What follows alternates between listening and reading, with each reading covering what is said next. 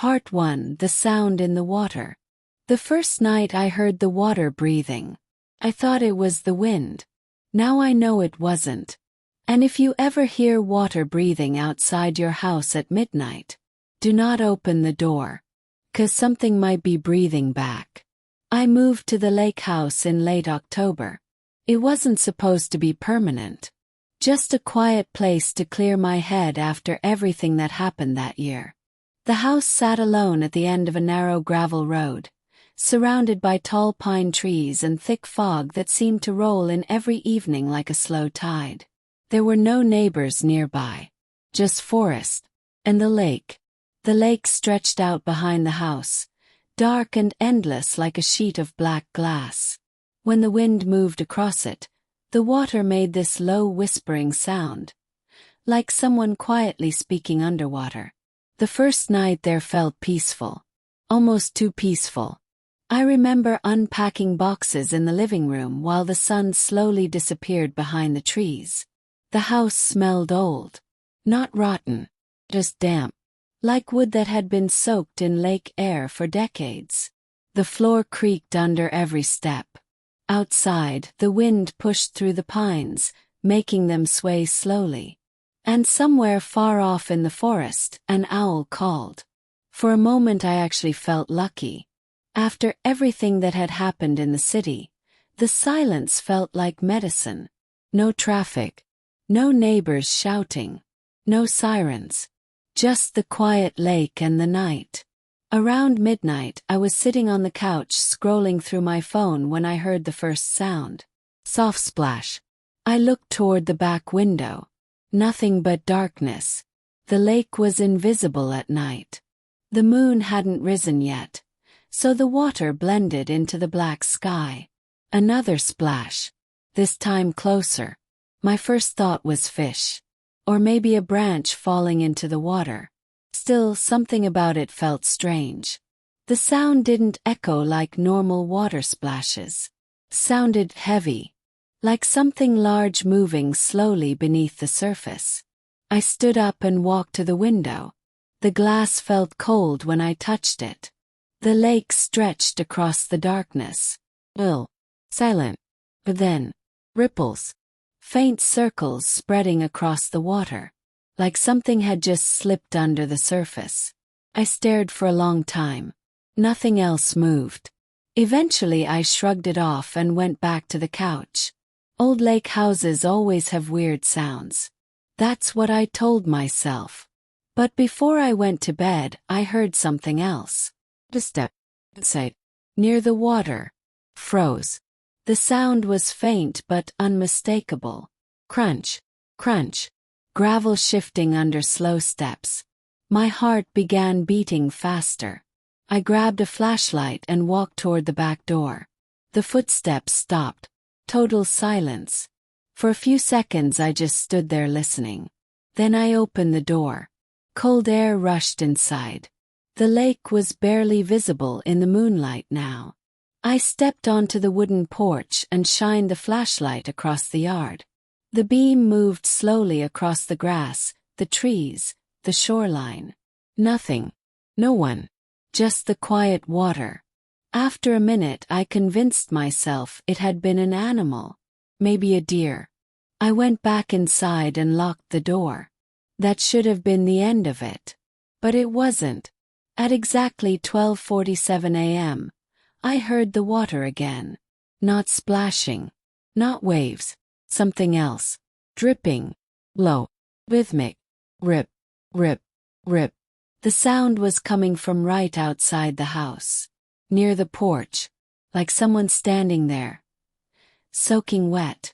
I sat up in bed, listening carefully. The dripping continued. Rip. Rip. Rip. Then I heard breathing. First it was faint. Barely audible. But it grew louder. Wet breathing. Like lungs filled with water. Deep slow inhale. Then a heavy exhale. I felt my chest tighten. The sound was coming from just outside the wall. Right where the porch was. For a moment I couldn't move. My brain tried to explain it away.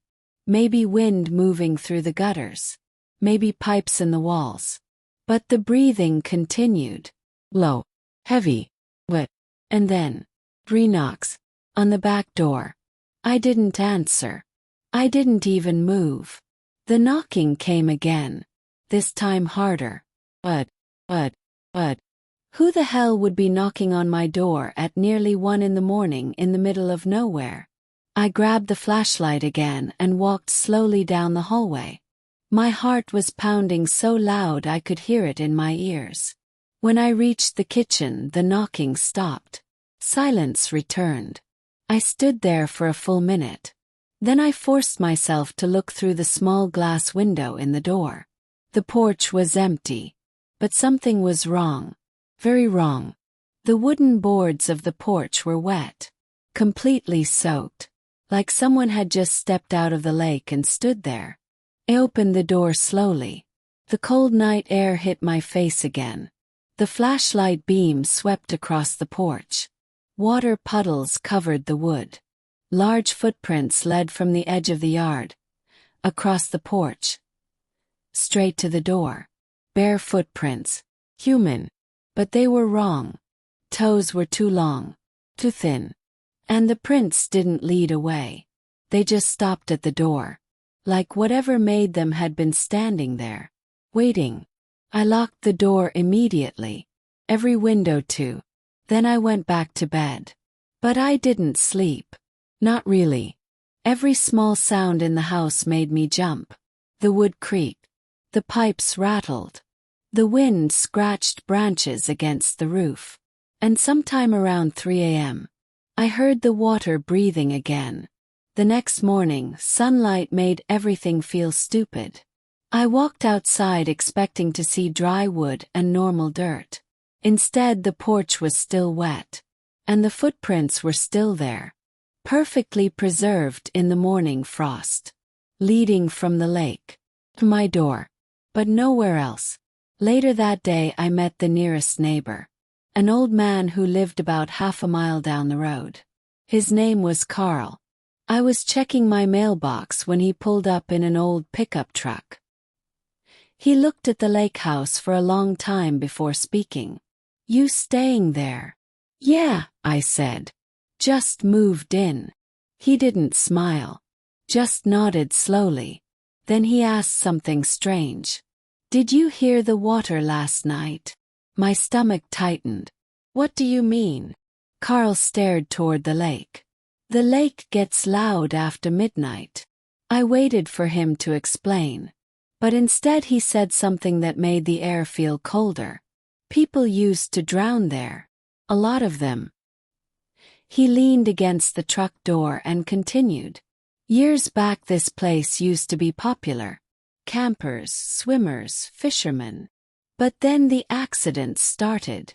Bodies kept turning up. Mostly at night. People said they slipped. Or drank too much. Or swam too far." But Carl shook his head slowly. Part 2, the water comes inside. I didn't move.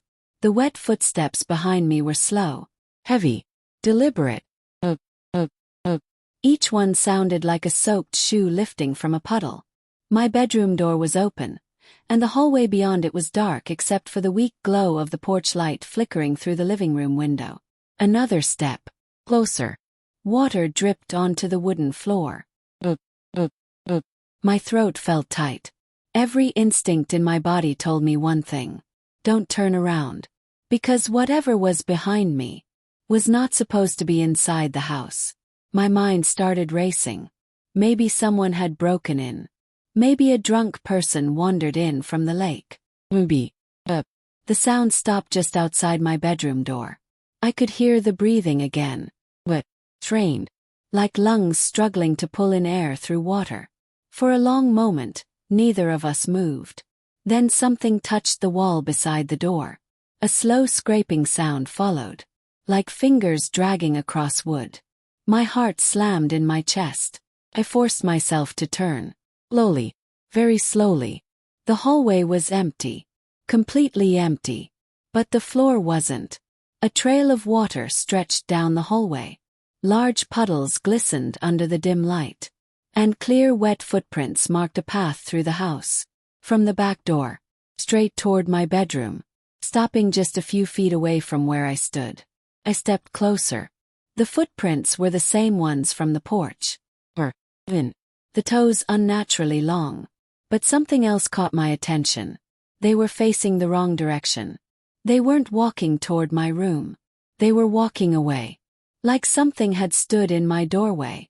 Then quietly walked back down the hallway. Back toward the lake. I rushed to the kitchen. The back door was still locked. Exactly the way I left it. But the wooden floor near the door was soaked. And there was something written on the fogged glass. 3 words. Drawn slowly with a wet finger. Come to the water. I stared at the message, frozen. My reflection looked pale in the glass. Behind me, the dark house felt suddenly larger. Empty rooms. Long hallways. Too many shadows. The dripping sound started again. But this time it wasn't coming from outside. It was coming from the kitchen sink. Water was leaking from the faucet. Slow, steady drip. Rip, rip, rip. I turned the handle tightly. The dripping stopped. For a moment the house was silent again. Then I heard something new. A faint sound coming from the living room. A scraping noise. Like furniture moving. My stomach twisted. I grabbed the flashlight and walked toward the sound. The beam of light shook slightly in my hand. The living room looked normal at first. A coffee table. Boxes I still hadn't unpacked. But something was wrong. The rug had moved. Earlier that day, it had been centered in the room. Now it was pushed halfway toward the back door. Like someone had dragged it. I stepped closer. The rug was damp. Cold water soaked into the fabric. And something heavy had been sitting on it recently. Could see the shape. A long outline pressed into the wet fibers. Roughly human. But longer than a normal body. Too thin. Too stretched. Like something that had been in the water for a very long time. I backed away slowly. The silence in the house felt thick. Unnatural. Then the lights flickered. Once. And went out. Darkness swallowed the room instantly. The only light left was my flashlight. Its beam cut across the walls as I spun around. My breathing became loud in my ears. I waited. Listening. Then it came again. The sound from the lake. That strange breathing. Only this time it wasn't outside. It was coming from under the house. The sound echoed up through the wooden floorboards. Wet air moving through something narrow. Like lungs filling and emptying with difficulty. Hill. Sill. Hill. Sill. My skin prickled. Because between those breaths, I heard whispering. Soft voices. Many of them. All speaking at once. Too quiet to understand. Like a crowd murmuring underwater. I dropped to my knees and pressed my ear against the floor. The wood was cold and damp. The whispers became clearer. Fragments of words reached my ears. Come back. Cold. Still here. Waiting. I jerked away from the floor. My chest tightened. This wasn't possible. Houses didn't whisper. Water didn't breathe. And nothing should be living under the foundation. But the sounds continued. Then suddenly, something slammed against the underside of the floor. I jumped back, hitting the wall. The whispering stopped instantly. Silence flooded the house again. I didn't sleep the rest of that night. I sat on the couch with every light on and the flashlight in my lap. The lake outside remained completely still. No ripples. No splashes. Just darkness stretching to the tree line. But around 3:30 a.m., I noticed something in the yard. Movement. First I thought it was fog. But the shape slowly became clearer. Person.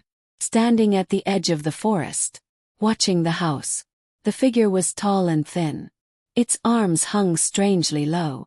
Almost reaching its knees. And its head was tilted slightly to the side. Like it was studying me. I stepped closer to the window. The figure didn't move.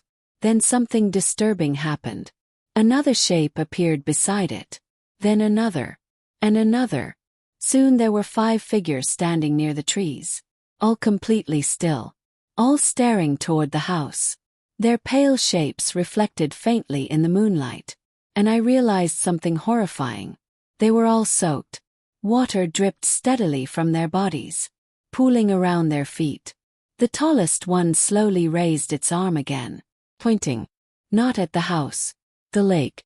Then they all turned at the same time, and walked silently into the water, one by one, until the lake swallowed them. Morning came slowly. I must have dozed off near sunrise, because when I woke up, sunlight filled the living room. Everything looked normal again. The rug was dry. The furniture hadn't moved. Even the message on the back door was gone.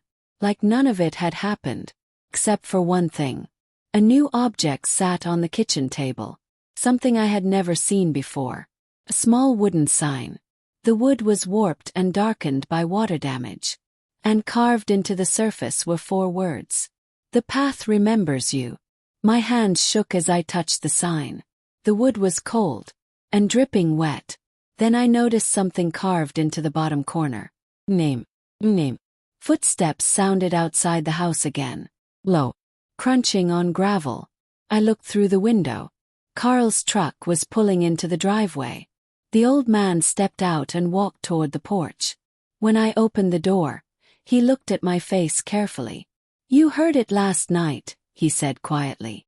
It wasn't a question. I showed him the wooden sign. Carl's expression changed immediately. Fear.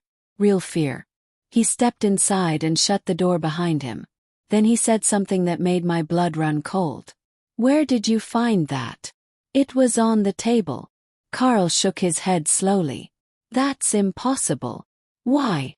Asked. He looked toward the lake through the window. His voice dropped to a whisper. Because that sign used to stand at the end of the drowning path. My stomach tightened. The what? Carl took a long breath. Then he said the words that would change everything. The trail behind this house. He pointed toward the forest. Leads to the place where the first body was found. My throat went dry.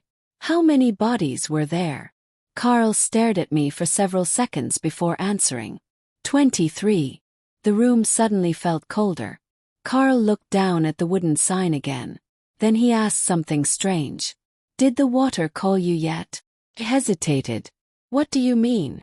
Carl didn't answer right away. Instead he walked to the window and stared at the lake. The surface looked perfectly calm. Come. Then he said quietly. If the path chose you. He turned back toward me. It won't stop. Before I could respond, something slammed against the back door. Hard. Both of us jumped. Water began seeping under the doorframe, pooling across the kitchen floor. Carl's face turned pale. He whispered something I barely heard. Oh God! Another slam shook the door. The wood cracked slightly under the impact. And from the other side, we heard dozens of wet footsteps, standing on the porch, waiting. Then the whispering started again. Only this time, the voices all said the same thing. Over and over. Come back to the water. Carl grabbed my arm. His grip was tight. And his voice trembled as he spoke. Don't open that door. Another loud bang shook the frame. Water poured through the cracks now. The whispering grew louder. Hungrier. Carl looked at me with terrified eyes. And said something that made my heart stop. Because if you let them inside. He glanced toward the lake. They won't let you leave. Part 3. The messages from the lake. Carl's grip on my arm tightened as the banging on the back door continued. Bud. The wood trembled with every hit. Water kept sliding under the doorframe, spreading slowly across the kitchen floor like a living thing. The whispering outside had turned into something worse now. Dozens of voices, all layered together. Hungry. Come back to the water. Come back. Come back. Carl leaned close to my ear. Listen carefully, he whispered. Whatever you hear, whatever they say, do not answer. Another slam hit the door so hard the entire frame shook. I could see the handle moving slightly, like something outside was testing it, trying to open it. The whispering suddenly stopped. Just like that, silence flooded the house. Carl slowly stepped toward the door. Wait, I said quietly. But he didn't stop. He crouched down and looked at the water pooling under the door. Then he reached out and touched it. The second his fingers hit the water, he jerked his hand back like he'd been burned. What is it? Asked. Carl stared at his fingers. Cold, he said. Then he looked up at me. Too cold. We both stood there for a moment, waiting, listening. But nothing else happened. Finally Carl slowly unlocked the door. Don't open it, I said. But he already had. The door creaked open. Cold air rushed into the kitchen. The porch outside was empty. No people. No shapes. No footprints. Just wet wood. And the lake beyond the yard. Perfectly still. Carl stepped onto the porch and looked around carefully. The forest behind the house was silent. The pine trees barely moved. Even the birds seemed quiet. After a minute he stepped back inside and shut the door. Gone, he muttered. What was that? Asked. Carl didn't answer immediately. He walked to the sink and washed his hands slowly. Then he looked at me with a tired expression. You weren't supposed to see them this early. See who? Carl leaned against the counter. The ones in the lake. Cold knot formed in my stomach. Those figures I saw last night. Carl nodded slowly. Yeah. What are they? For a long time he didn't respond. Then he said something that made my skin crawl. They're what's left. What does that mean? Asked. Carl looked out the kitchen window toward the water. You know how I told you people drowned here? Yeah. Well, some of them never left. Chill ran through me. You're saying they're ghosts? Carl shook his head. No. His voice dropped to a whisper. Ghosts don't walk out of lakes. Before I could ask anything else, Carl suddenly froze. His eyes locked on something outside. What? Asked. He pointed slowly toward the tree line. I followed his gaze. At first I didn't see anything. Then I noticed it. Something hanging from one of the pine trees. Piece of wood. Swinging slightly in the wind. Carl's face went pale. That wasn't there yesterday. We walked outside carefully. The air felt colder now. Heavy. Like a storm was coming even though the sky was clear. As we got closer to the tree, the object became clearer. It was another wooden sign.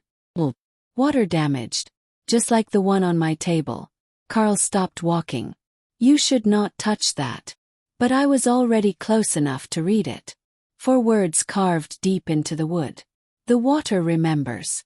Below the message was something worse. Symbol. Carved roughly into the wood. Circle. With a long vertical line cutting through it. Carl cursed quietly. What does it mean? Asked. He shook his head slowly. That symbol was on the old drowning markers. My chest tightened. What markers? Carl pointed toward the forest. The path. The path he was talking about started behind the house. I had seen it the night before. A narrow trail pressed into the grass leading into the trees. I looked toward it now. The trail seemed darker today. Like the earth itself was damp. Carl grabbed my shoulder suddenly. You need to leave this house. What? Pack your things and go. That's not happening, I said. I just moved here. Carl's expression hardened. You don't understand. He pointed toward the lake again. The first man who lived here, he saw the signs too. What signs? Carl gestured toward the tree. The messages. My stomach dropped. You mean those things show up before someone drowns? Carl didn't answer. He didn't have to. The rest of the morning passed in uneasy silence. Carl eventually left, but before driving away he gave me one final warning. If the path appears at night. He stared at me seriously. Do not follow it. That evening the sky turned dark early. Heavy clouds rolled over the lake. The wind picked up. By midnight rain began falling. Slow at first, then heavier. Water ran down the windows in long streaks. The sound of rain hitting the lake echoed through the trees. I tried to distract myself by watching videos on my phone. But something felt wrong. The house was too quiet. Then my phone buzzed. A message appeared. From an unknown number. Opened it. The message contained only 3 words. You remember too. I frowned. I didn't recognize the number. Who is this? Type back. No reply. Instead, another message arrived. This time it included a picture. When the image loaded, my blood went cold. It was a photograph of my house. Taken from the forest. The angle showed the back porch and the lake behind it. But something in the photo made my stomach twist. A person was standing on the porch, looking directly into the camera. It was me. But I had never taken that picture. Another message appeared. Look behind you. My hands froze. Slowly, very slowly, I turned around. The living room behind me was empty. Just the couch, boxes, the dark hallway. But then something moved. A shadow passed across the far wall. I jumped up and grabbed the flashlight. The beam cut across the room. Nothing there. But the hallway floor was wet again. Fresh footprints stretched toward the back door. The same thin toes. The same long shape. Only this time, they weren't alone. There were smaller footprints too. Dozens of them. Leading down the hallway. Across the living room. And straight toward the front door. Like something had just left the house. My phone buzzed again. Another message. Another photo. This one was worse. The image showed the forest path behind the house. Taken only seconds ago. And standing in the middle of the trail. Was a person. Someone I recognized. It was my sister, Emily. She was supposed to be 3 states away. Yet there she was in the photo. Standing barefoot on the path. Her clothes soaked with water. Her face pale. Her eyes completely black. Another message appeared beneath the photo. She followed the path. My heart slammed in my chest. I tried calling her. No answer. Then another text arrived. You're next. Suddenly a loud knock echoed from the front door. Froze. Another knock followed. Then a familiar voice. Matt. My blood turned to ice. It was Emily. I ran to the door. Rain poured outside. And there she stood on the porch. Completely drenched. Water dripping from her hair. Her skin pale and trembling. Emily! Shouted. What are you doing here? She looked up slowly. Her eyes were wide with fear. They told me to come, she whispered. Who told you? She pointed toward the forest. The people in the lake. My stomach dropped. What are you talking about? Emily began shaking. They said you were waiting for me. Cold dread spread through my chest. I never called you. She stared at me in confusion. Yes, you did. Her voice trembled. You sent the messages. My heart skipped. What messages? Emily slowly pulled out her phone. Her hands were shaking as she opened it. Then she showed me the screen. Series of texts. All sent from my number. Every message said the same thing. Come to the water. I stared at the screen in horror. I didn't send those. Emily's face went pale. Then something behind her moved. Both of us turned toward the forest. The trees were swaying violently in the wind now. And along the edge of the path, shadows were forming. Full shapes, slowly emerging from the darkness. 1, then 2, then 5, and more. Dozens of figures were standing among the trees. All soaked, all silent, all staring directly at us. Emily grabbed my arm. What are they? I didn't answer, because the tallest figure stepped forward. Out of the forest, and into the rain. Moonlight briefly illuminated its face. And I felt the world tilt beneath my feet. 'Cause the figure looked exactly like me. Then it spoke, with my voice, and said something that made Emily scream. You shouldn't have left the water. Behind it, the lake began to move. Ripples spread across the surface. Hundreds of them. Like something massive was waking beneath the water. And suddenly I realized something horrifying. The messages weren't coming from the lake. They were coming from inside the house. Behind us, the back door slowly creaked open. And wet footsteps began walking inside again to part 4, the path that shouldn't exist. Emily's scream echoed through the rain. The figure standing in the yard didn't move. Just stared at us. With my face, my height, my voice. Rainwater streamed down its skin like it had just crawled out of the lake. Behind it, the dark shapes in the forest slowly stepped closer. Dozens of them now. All silent. All watching. Emily tightened her grip on my arm. Matt, that thing. Her voice shook. It looks like you. I couldn't answer.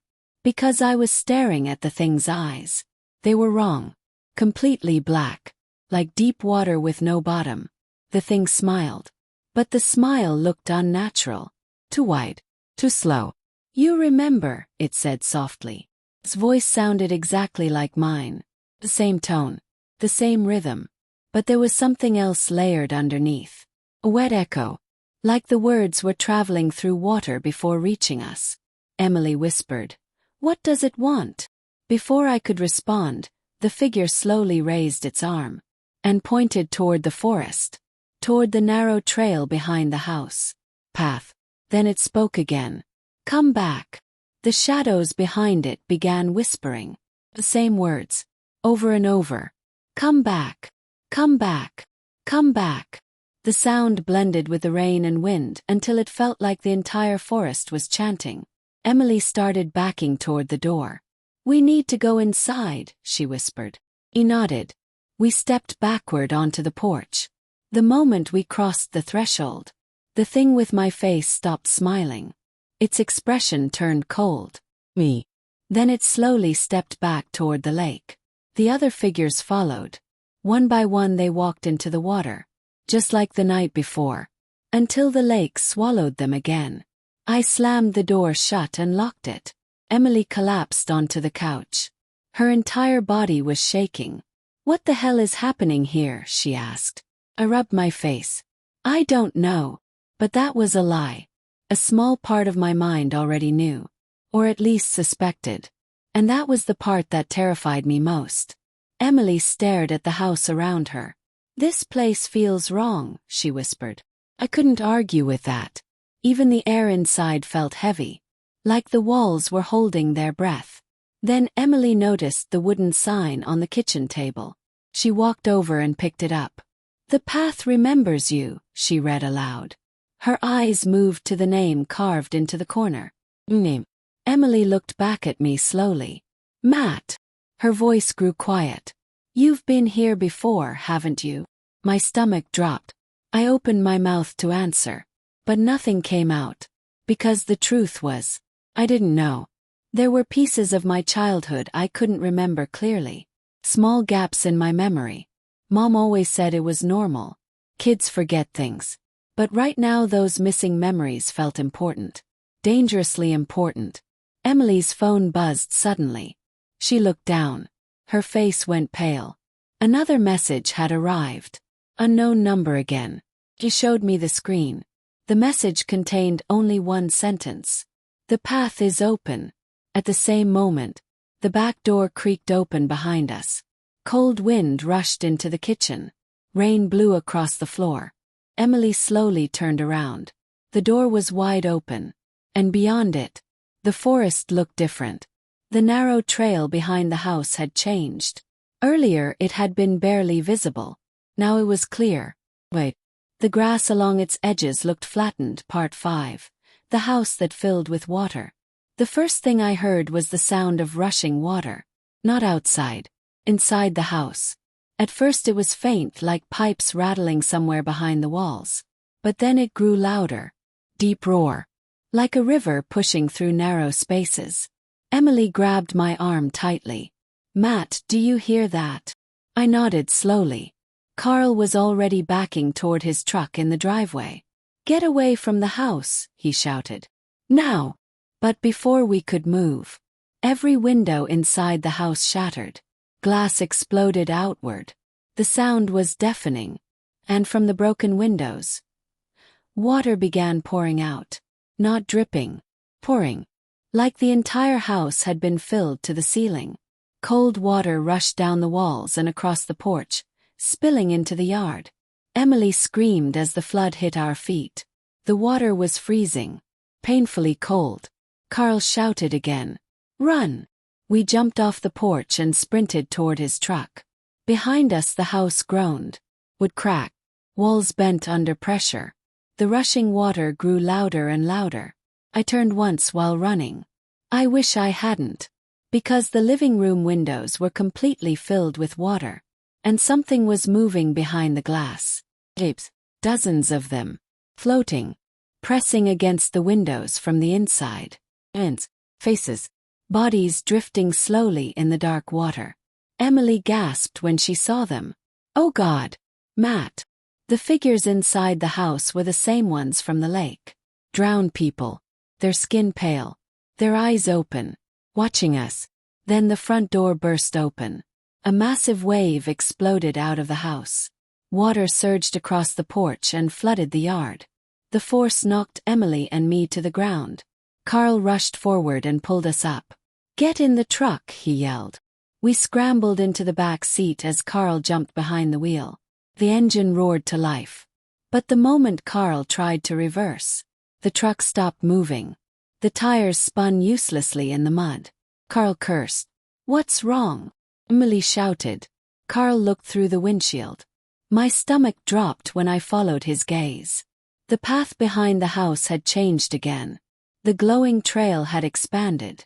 It now stretched across the entire yard. Right under the truck. The soil beneath the tires looked wet. Almost liquid. Like the ground itself had turned into water.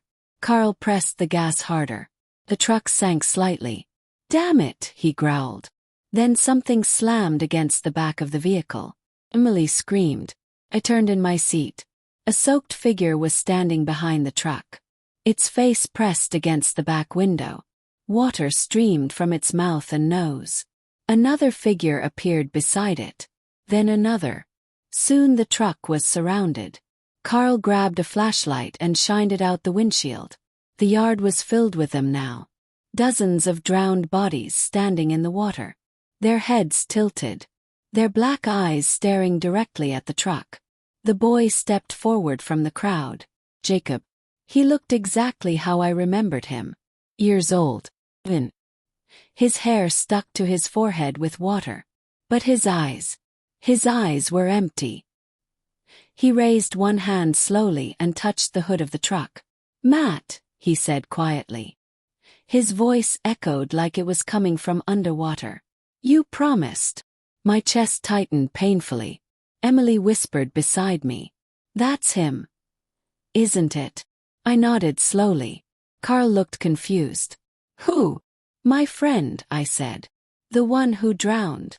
Jacob tilted his head slightly. No, he said. I didn't drown. Lightning flashed across the sky. For a brief moment the entire lake was illuminated. And I saw something that made my blood run cold. The lake was no longer flat. It was rising. Slowly swelling like a massive breath. Carl saw it too. Oh no, he muttered. What? Emily asked. Carl's voice trembled. The lake is coming. The ground beneath the truck shifted again. The glowing path pulsed brighter. Jacob stepped closer to the window. Come back to the water, he whispered. I shook my head. No. Jacob's expression changed. The sadness disappeared. Something darker replaced it. You left me.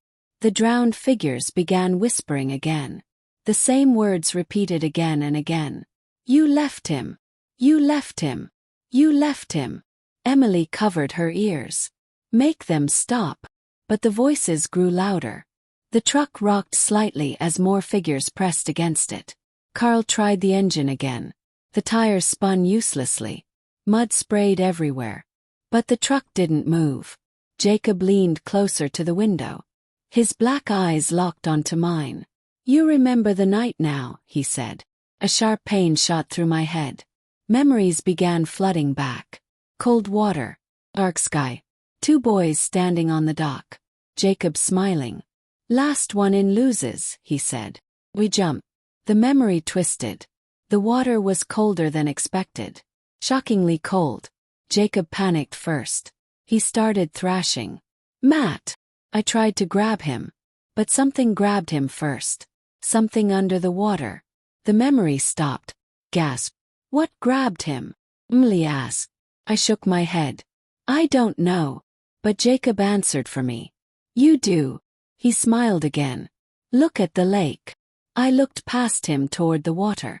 The lake had risen several feet now. Waves rolled slowly toward the shore. And something massive was moving beneath the surface. A shape bigger than any boat. Circling. Watching. Carl whispered. That thing's been there a long time. Emily looked terrified. What is it? Carl shook his head. No one knows. The truck suddenly lurched forward. Carl pressed the gas again. For a moment it seemed like we might escape. But then the ground collapsed. The front tires dropped suddenly. The truck tilted downward. Into the glowing path. Emily screamed. Water flooded over the hood. The path beneath us had turned into a channel. A narrow stream leading straight toward the lake. The truck was sliding slowly toward the water. Carl tried steering. Nothing worked. The wheels were completely submerged now. Jacob stepped aside, watching calmly. The drowned figures parted to create a clear path, like they were guiding us. The truck slid further. The lake was only 20 feet away now. Carl shouted, "Get out!" Emily and I threw open the doors. Cold water rushed inside the truck instantly. We jumped into the flooded yard. The water was already knee-deep. Carl scrambled out behind us. The truck continued sliding alone, straight down the glowing path. We watched helplessly as it reached the shoreline. For one moment it stopped, half in the water, half on the mud. Then the lake swallowed it. The vehicle vanished beneath the dark surface. Without a splash, without a sound, Emily began crying. We're trapped. Carl looked around the yard. The drowned figures were closing in again, slowly forming a circle around us. Jacob stood at the center. He looked up at me with those empty eyes. You still don't remember everything, he said. Lightning flashed again. For a split second the lake lit up completely. And this time I saw the truth. The thing beneath the water wasn't swimming. It wasn't circling. It was sleeping. Something enormous. Something ancient. Curled beneath the lake like a buried creature. Carl whispered in horror. That's not water. Emily looked at him. What? Carl's voice shook. The lake. He pointed toward the glowing path behind the house. Is just the entrance. Jacob nodded slowly. Yes. His black eyes gleamed. Everyone thinks they drowned here. He smiled wider. But no one ever drowned. The ground beneath our feet vibrated. The water around us began swirling. And Jacob spoke the words that made my heart stop. Everyone was taken. Behind us, the house finally collapsed. Its walls caving inward as more water burst from inside. The flood rushed toward us. And in that moment I realized something horrifying. The water wasn't trying to drown us. It was trying to bring us back. Jacob lifted his arm and pointed toward the lake. Come see what lives below. The ground cracked open beneath the glowing path. A massive whirlpool formed where the trail ended. The water spun faster and faster, pulling everything toward the lake. Carl shouted one word. Run! But Jacob's voice echoed through the storm. And it was the last thing I heard before the water reached us. You never escaped the lake, Matt. Then the whirlpool pulled us under. As if hundreds of people had walked it recently. But that wasn't the worst part. Path was glowing. Faint blue light pulsed beneath the soil. Like something alive was moving under the ground. Emily whispered, Matt, don't go out there. But I was already stepping toward the door. I couldn't explain it. Something inside me felt pulled toward that trail. Like gravity. Or a memory trying to surface. Emily grabbed my arm. Don't. Her voice cracked. But the whispers had started again. From the lake. From the forest. From the path itself. Come back. Come back. Come back. I stepped onto the porch. The rain had stopped. The clouds above the lake were beginning to break. Moonlight spilled across the water. And the lake's surface was moving again. Not with waves, but with shapes. large shapes circling slowly beneath the water. Emily stepped outside beside me. Her voice trembled. "They're watching us." He nodded. 'Cause she was right. The lake felt aware. Then something moved on the path. A figure appeared at the far end of the trail, walking toward us. Emily gasped. "Carl!" It was him. The old man from down the road. His truck headlights were visible through the trees behind him. Carl looked exhausted. He hurried toward the house. "What are you doing outside?" he barked. Then he saw the glowing path. His face drained of color. "Oh no!" "What?" I asked. Carl grabbed my shoulder. "You followed the signs, didn't you?" "I didn't follow anything. But the path opened." Carl looked toward the lake with dread. "That means it remembers you now." Emily stepped closer. "What does that mean?" Carl hesitated. Then he sighed. "You deserve to know the truth." He pointed toward the water. 20 years ago, a boy drowned in that lake." My chest tightened. Carl continued. "He wasn't alone." Emily frowned. "What do you mean?" Carl looked directly at me. "There were 2 boys that night." My heart skipped. Carl's voice grew softer. "One survived." The forest suddenly felt very quiet. Emily slowly turned toward me. "Matt." Carl nodded. "You were that boy." My mind spun. "That's not possible." But Carl continued. "You were 8 years old. You and another kid snuck out at night to swim. The water was calm. But something happened." Images flickered faintly in my mind. Dark water. Cold air. Flashlight beam. Carl kept talking. "You both went under. But only one body was found." Emily whispered. "The other boy." Carl nodded. "He was never recovered." The lake behind him suddenly rippled violently. Huge circles spread across the surface. Carl swallowed. "That boy," his eyes locked on mine, "was your best friend." A memory exploded in my head. Name: Jacob. The moment I remembered it, the lake erupted. Something huge moved beneath the surface. And dozens of wet figures began rising from the water. One by one they stepped onto the shore, walking slowly toward the house. Emily grabbed my arm. "Matt, what's happening?" Carl whispered the answer. "They're waking up." The first figure reached the yard. Moonlight revealed its face. Rotten skin. Sunken eyes. Water pouring from its mouth. More figures climbed from the lake behind it. Dozens. Maybe hundreds. All walking toward the house. Carl backed toward his truck. "You have to leave," he shouted. "Right now." Emily grabbed my hand. "Come on." But I couldn't move. Because standing at the front of the crowd was the thing with my face again. And beside it, another figure stepped out of the water. Boy. About 8 years old. His skin pale. His eyes black. And when he spoke, my blood turned to ice. "Matt," he said softly. "You promised you wouldn't leave me." The name slammed into my mind again. "Jacob," Emily whispered. "Who is that?" But I already knew. Because the boy lifted his arm slowly and pointed toward the glowing path. Then he said the words that made my stomach drop. "You have to come back."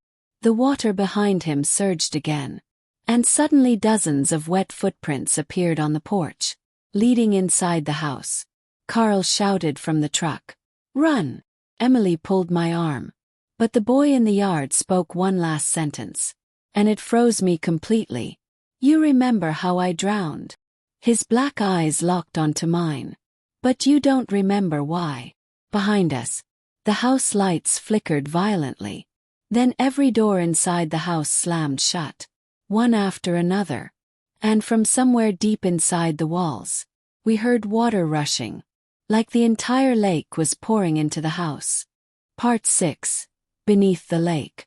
The moment the whirlpool swallowed us, the world vanished. Cold water crushed against my body from every direction.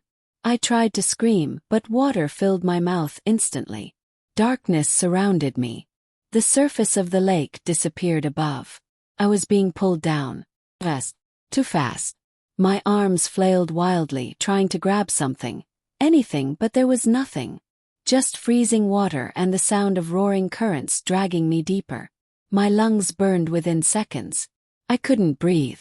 The pressure around my chest tightened like invisible hands squeezing me. Somewhere nearby I heard Emily struggling. Her muffled scream bubbled through the water. Carl's voice tried shouting something, but it turned into a distorted rumble. The whirlpool pulled all three of us deeper into the lake. Down past where sunlight could reach. Down into black water where nothing should exist. Then something changed. The current slowed. The water around me became strangely calm. For a moment I thought I was dying. 'Cause suddenly, could breathe. I gasped violently. Air filled my lungs again. But when I opened my eyes, the sight in front of me made my heart nearly stop. We weren't underwater anymore. Or at least, didn't look like it. Emily lay beside me on cold ground, coughing violently. Carl was on his knees nearby, staring into the distance with wide eyes. Above us, dim blue light flickered through the water like moonlight shining through glass. I slowly pushed myself up. The ground beneath my hands was stone. Wet stone. Covered in moss. "Where are we?" Emily whispered. No one answered. Because we were staring at the same thing. Buildings. Old ones. An entire town stood around us. Half buried in mud and algae. Rotting wooden houses leaned at impossible angles. Broken street signs stuck out of the ground. Rust-covered cars rested along a cracked road. Everything looked ancient. Forgotten. Drowned. Carl finally spoke. His voice barely above a whisper. "This place," he swallowed, "was supposed to be gone." Emily looked confused. "What do you mean?" Carl pointed slowly toward the broken buildings. "There used to be a town here." My stomach tightened. "What town?" Carl looked around at the ruins. "Blackridge." The name sent a strange shiver through my chest. Carl continued. "It flooded 50 years ago when they built the dam upstream. They evacuated everyone and let the valley fill with water." Emily frowned. "So this is the old town." Carl nodded slowly. "Yes." Then his voice grew quieter. "But the bodies were never supposed to be here." Something moved behind one of the houses. A shadow slipped between the broken walls. Emily gasped. "Did you see that?" I nodded slowly. Because it wasn't just one shadow. More shapes were appearing. Moving through the ruins. Walking slowly between the buildings. The drowned figures. Dozens of them. Maybe hundreds. Their pale bodies drifted through the streets of the underwater town. Walking as if gravity still worked. Their eyes locked onto us. Watching. Waiting. Jacob stepped out from behind an old car. He looked the same as before. Oh. But here in the dim blue light. His smile looked wider. Almost proud. "You made it back," he said softly. Emily grabbed my arm again. "What is this place?" Jacob pointed toward the broken buildings. "This is where they live now." Carl stood up slowly. "You're not real," he said. Jacob tilted his head. "Then why are you here?" Carl didn't respond. Because deep down we all knew the answer. The lake didn't drown people. Kept them. A loud rumble echoed through the town. The ground vibrated beneath our feet. Dust and small stones fell from the rooftops. Emily looked up nervously. "What was that?" Jacob's smile widened. "He's waking up." Another tremor shook the ground. This one stronger. Far off in the darkness beyond the buildings, something massive shifted. The water around us stirred slightly. Carl whispered something under his breath. "Dear God." Emily turned to him. "What is it?" Carl pointed toward the far end of the ruined street. "Look." First I thought it was a hill. A massive shape rising from the ground beyond the town. But then it moved. Slowly. Very slowly. The shape unfolded. Something enormous began lifting from the mud. A massive eye opened in the darkness. It was bigger than a car. Black and glassy. And it was looking directly at us. Emily staggered backward. That's impossible. Carl shook his head slowly. No. His voice trembled. That's what lives beneath the lake. The creature continued rising. Its body stretched across the ruins like a living mountain. Long, twisted limbs unfolded from the mud, covered in algae and bones. Entire houses collapsed under its movement. The drowned figures began gathering around it, standing silently like worshippers. Jacob stepped forward. He looked small compared to the massive creature behind him, but he didn't seem afraid. In fact, he looked happy. "You finally came back," he said to me. My voice shook. "What do you want from me?" Jacob's smile faded. "You know what?" Images flashed in my mind again. That night. Cold water. Jacob screaming. Something pulling him down. "I tried to save you," I said. Jacob shook his head slowly. "No." His voice became colder. "You pushed me." Emily gasped beside me. "What?" My heart slammed in my chest. "That's not true." But the memory returned again. Clearer this time. Jacob panicking in the water. Clawing at me. Pulling me down with him. My lungs burning. Fear taking over. I shoved him away. Hard. Jacob sank. And something below grabbed him. The memory ended. My hands started shaking. Jacob nodded slowly. "You left me with him." He pointed toward the giant creature. The monster shifted again. Its massive eye blinked slowly. Carl stepped backward. "We need to leave." Jacob laughed quietly. "There is no leaving." The drowned figures began closing in around us. Hundreds of them now. Forming a circle. Emily whispered in panic. "Matt, what do we do?" But Jacob raised one hand. The figures stopped instantly. Then he said something that froze my blood. "There's only one way out." My voice trembled. "How?" Part 7. The lake won't let me go. The beam of light tearing through the water above us looked like a doorway. For the first time since we were dragged beneath the lake, I felt something close to hope. The water around us started rising violently. Currents twisted through the drowned town, pulling debris and bodies upward. The ruined buildings shook as the pressure changed. Emily grabbed my arm tightly. "Matt, something's pulling us up." She was right.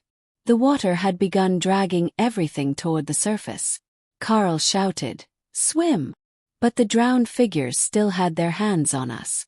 Cold fingers wrapped around our wrists and clothes, holding us in place, preventing us from rising. Jacob stood only a few feet away. His small soaked figure looked calm despite the chaos shaking the entire underwater town. The massive creature behind him began shifting again. Its body moved through the ruins like a slow landslide. Each movement collapsed houses and sent clouds of mud swirling into the water. Carl looked up toward the light. "We don't have much time." The opening above us was shrinking. Something on the surface was closing the gap. Emily screamed as the drowned figures tightened their grip. "They won't let go." Jacob tilted his head slightly. His black eyes locked onto mine. "You can stop this." His voice echoed through the water like distant thunder. "You just have to stay." Another violent tremor shook the ground. The giant creature lifted its head higher. The enormous eye focused directly on me. Carl whispered, "That thing wants you." Jacob nodded slowly. "Yes." My mind raced. The memories from earlier still spun in my head. The water. Jacob drowning. Push. I hadn't meant to kill him. I was just a kid. Terrified. But that didn't matter now. The lake remembered. The current above us grew stronger. The beam of light widened again. Carl shouted, "Now!" He kicked forward and managed to break one of the drowned figure's grips. Emily struggled beside me. Her arms slipped free. But the hands around me didn't move. They held tighter. Jacob stepped closer. "Don't fight it," he said quietly. "You belong here now." I shook my head. "No." Jacob's expression hardened. "You left me here. And now you're leaving again." The creature's massive body shifted closer. Its huge mouth opened wider. A deep sound echoed from inside it. Not a roar. Breath. Low. Ancient. Hungry. Carl grabbed my shoulder and tried pulling me free. But the drowned hands were too strong. Too many. Emily looked at me with panic in her eyes. We can't leave you. Jacob's voice cut through the chaos. Yes, you can. He looked at Emily calmly. The lake only needs one. Emily shook her head violently. No. Carl grabbed her arm. We have to go. But Emily wouldn't move. She kept trying to pull me free. The water currents grew stronger. Everything around us started lifting upward. Cars. Pieces of buildings. Rotting furniture. Even some of the drowned figures were being pulled away. But the ones holding me remained. Jacob stepped even closer. He was only inches from me now. His voice dropped to a whisper. You know what happens if you leave. I frowned. What? Jacob looked toward the surface. The lake doesn't forget. The creature began rising from the ruins. Its enormous body stretched upward toward the beam of light. If it reached the surface, I didn't want to imagine what would happen. Carl saw it too. We have to move. Emily looked between me and the opening above us. Tears streamed across her face.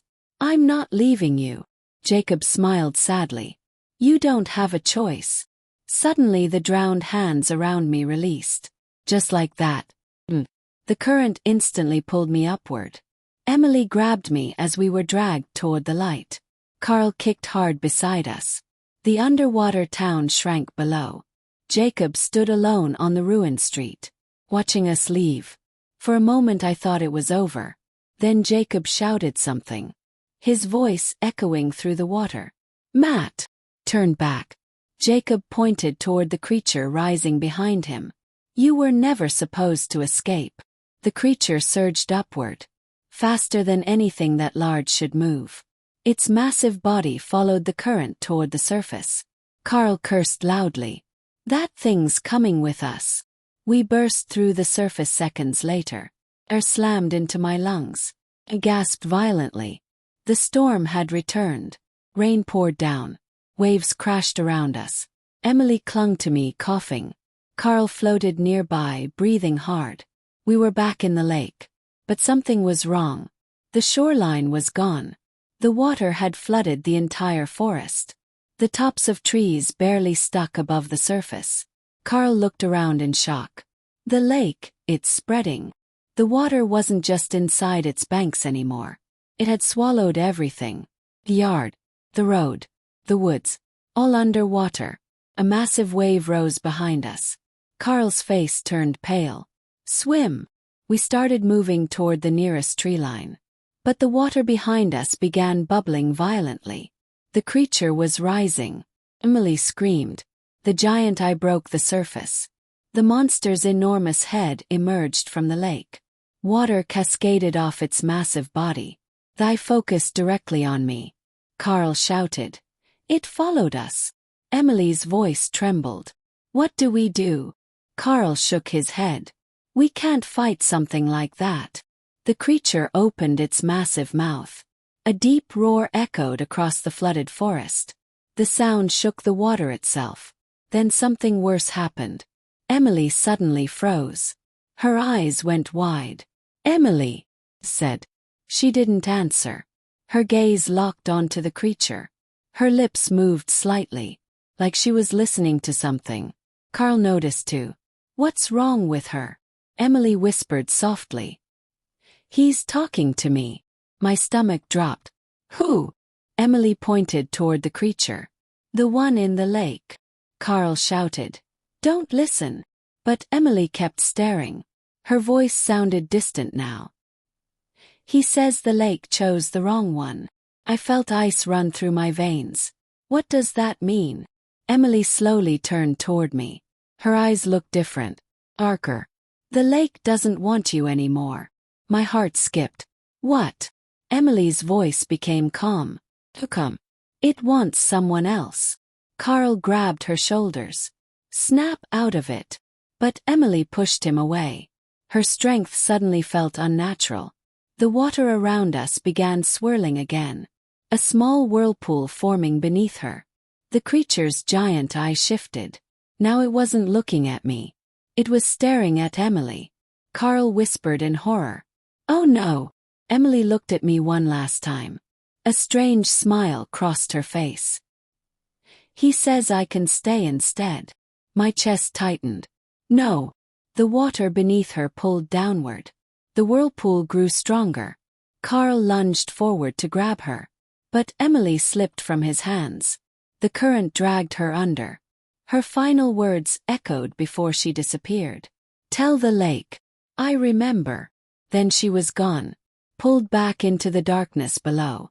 The whirlpool vanished instantly. The water calmed. The creature slowly sank beneath the surface again, its massive eye closing as it disappeared. Carl and I floated silently in the rain. Neither of us spoke for a long time. Finally Carl whispered something that made my stomach twist. The lake accepted her. I stared at the dark water below us. My voice barely worked. "Does that mean it's over?" Carl shook his head slowly. "No." The rain began slowing. Clouds drifted apart above the lake. Moonlight returned. Carl looked at me with a grim expression. "There's still one problem." "What?" Carl pointed toward the water around us. Ripples were spreading again. Dozens of them. Moving closer. The drowned figures were returning, rising slowly from beneath the lake. And Carl whispered the words I was afraid to hear. "The lake still remembers you." Then one of the drowned figures reached the surface. And when its face broke through the water, I felt my heart stop. Because it wasn't a stranger. It was Emily. Her black eyes locked onto mine. And she smiled. Part 8. The lake was never water. Emily's face slowly rose from the dark surface of the lake.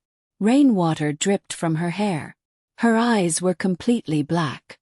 And she was smiling. Not the normal smile I'd known my whole life. This one was wrong. Low. Me. Like the expression belonged to someone who had forgotten how humans smiled. Carl froze beside me. His voice trembled. "Matt, don't go near her." But I couldn't move. Emily floated there calmly in the water, staring straight at me, like she had been waiting. The lake around her began rippling softly. More drowned figures surfaced nearby, their pale heads rising silently through the water, watching us, waiting. Emily tilted her head slightly, the same way Jacob used to do when he was thinking about something. "Matt," she said softly. Her voice echoed faintly, like sound passing through deep water.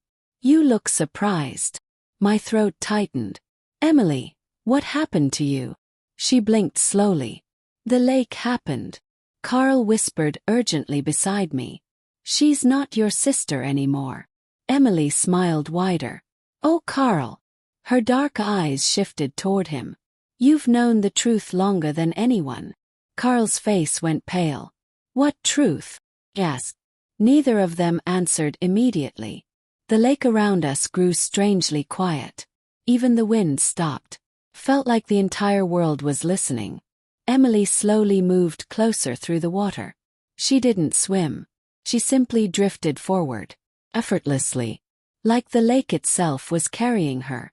"You want to know why the lake remembers you," she said. My chest tightened. "Yes." Emily pointed toward the dark water beneath us. "Because you were never supposed to leave." Carl suddenly shouted, "Stop!" But Emily ignored him. Her black eyes locked onto mine again. 20 years ago," she said quietly, "2 boys jumped into this lake." The memory returned instantly. Cold water. Jacob screaming. "I push." Emily nodded slowly. "You remember that part now. But that's not the whole story." Carl grabbed my arm. "Don't listen to her." But Emily continued speaking calmly. "Jacob didn't drown. You didn't drown." My voice shook. "What are you talking about?" Emily pointed at the water again. "You were both taken." The surface of the lake began glowing faintly, just like the path earlier. The light spread slowly beneath the water. Carl whispered something under his breath. Oh God! Emily's voice grew softer. The creature beneath the lake doesn't eat people. It chooses them. My heart started pounding again. For what? Emily's smile widened. For the door. The water beneath us suddenly parted. A massive dark shape moved just below the surface. The giant creature. But now I could see it more clearly. And what I saw made my stomach twist. It wasn't just a creature. Its body was covered with bones. Hundreds of them. Human bones fused into its skin like armor.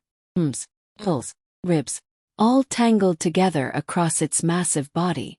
Carl whispered in horror. It's made of them. Emily nodded. Yes. Everyone who enters the lake becomes part of it.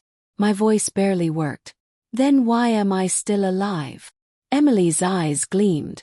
Because it needed someone outside. The realization hit me slowly, like cold water pouring over my head. Carl stepped backward in the lake. You were the one who escaped. Emily nodded again. The lake let him go. My stomach twisted. Why? Emily pointed directly at me. Because you were the next door. Carl grabbed his head. No, that's not possible.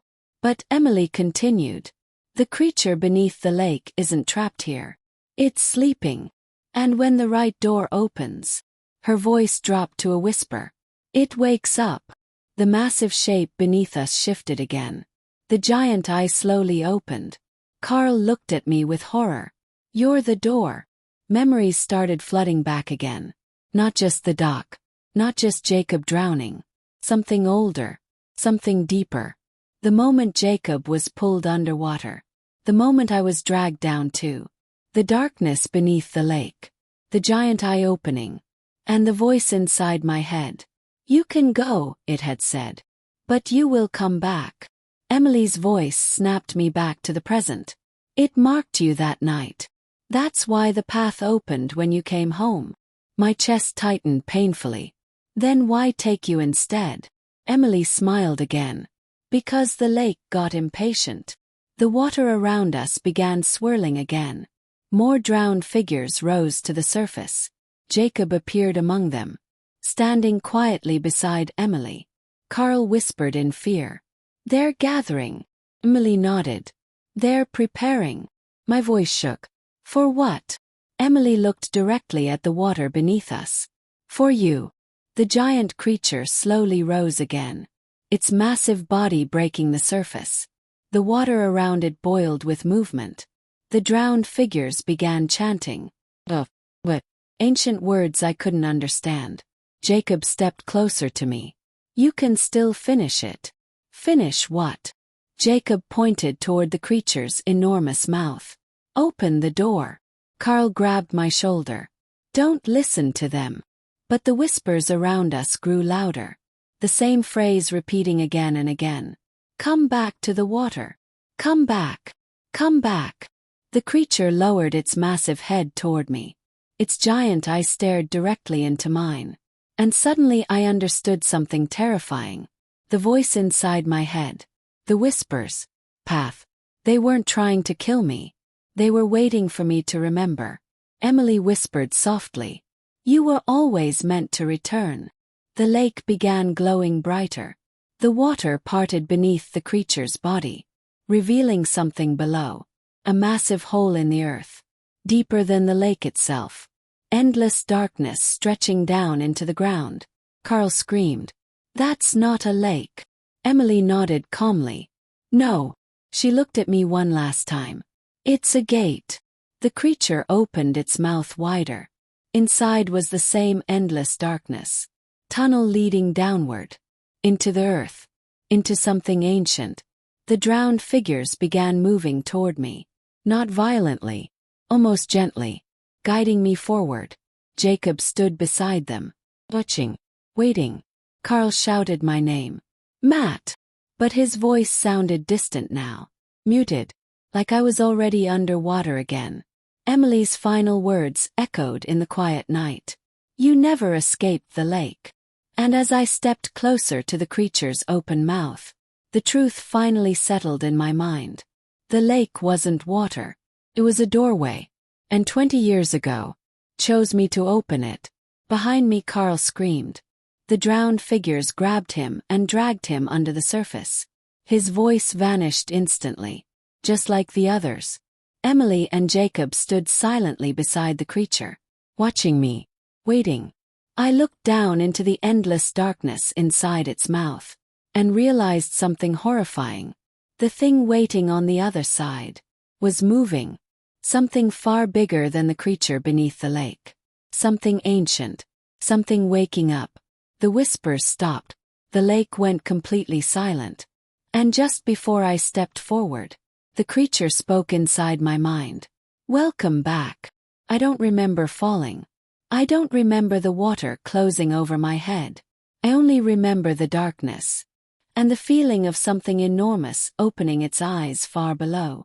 If anyone finds this story, if anyone reads these words, do one thing for me. Never follow a path that leads to water at night.